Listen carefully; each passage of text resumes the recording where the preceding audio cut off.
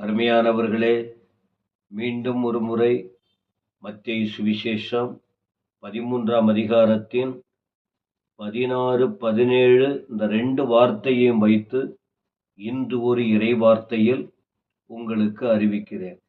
இதற்குரிய தலைப்பு என்னவென்றால், நீங்கள் பாக்கியவான்கள் என்று ஆண்டவர் சொல்றார். ஆசீர்வதிக்கப்பட்டவர்கள். ஏன்னா இதுக்கு முன்னாடி அநேக வார்த்தைகளை ஆண்டவர் சொல்லி வந்தார். சீஷர்கள் கேட்ட கேள்விக்கு தான் இந்த தெளிவான விளக்கத்தை சொல்லி வருகிறார்.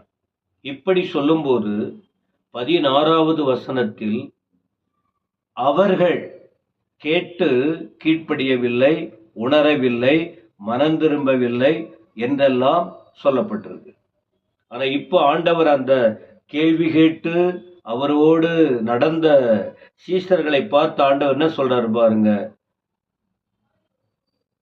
உங்கள் கண்கள் காண்கிறதினாலும் உங்கள் காதுகள் கேட்கிறதினாலும் அவைகள் பாக்கியம் உள்ளவைகள். அப்ப இதற்கு முன்பு அவர்களை குறித்து, ஜனங்களை குறித்து சொல்லும் போது அவர்கள் கேட்கவில்லை, பார்த்தாங்க அப்படியே விட்டுட்டாங்க, கேட்டாங்க அப்படியே விட்டுட்டாங்க, உணராதான் போயிட்டாங்க. ஆனா நீங்கள் இப்ப நேரா காண்கிறீங்க நான் சொல்லுகிற வார்த்தையை. உங்கள் கண்கள் காண்கிறது, உண்மைகளை உங்கள் காதுகள் கேட்கிறது. ஆகவே அவைகள் பாக்கியம் உள்ளவைகள்.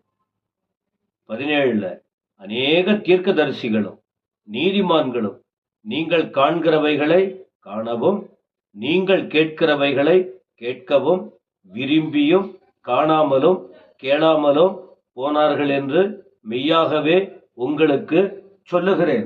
படிக்கும்போது உங்களுக்கு புரியுதா? தீர்க்கதரிசிகள், நீதிமான்கள். இப்போ உங்கள் காதுகள் கேட்க, கண்கள் காண எவ்வளவு விஷயம் சொல்லி கொண்டு இருக்கிறேன். ஆண்டவர் சொல்றாரு. உங்களுக்கே அது ஆச்சரியமா இருக்கு. ஆனா அவர்களுக்கு அந்த பாக்கியம் இல்லை. என்னோடு நீங்கள் இருப்பதினால், என் அழைப்பை பற்றி என்னை பின்பற்றுவதினால், என் வார்த்தையை ஏற்று பின் நாட்களில் உங்கள் மேல் வைத்த பொறுப்பை நீங்கள் பயன்படுத்த போகிறதினாலே நீங்கள் பாக்கியவான்கள். அப்ப இன்று வார்த்தையை கேட்கிற நீங்கள் பாக்கியவான்கள், நீங்கள் ஆசீர்வதிக்கப்பட்டவர்கள்.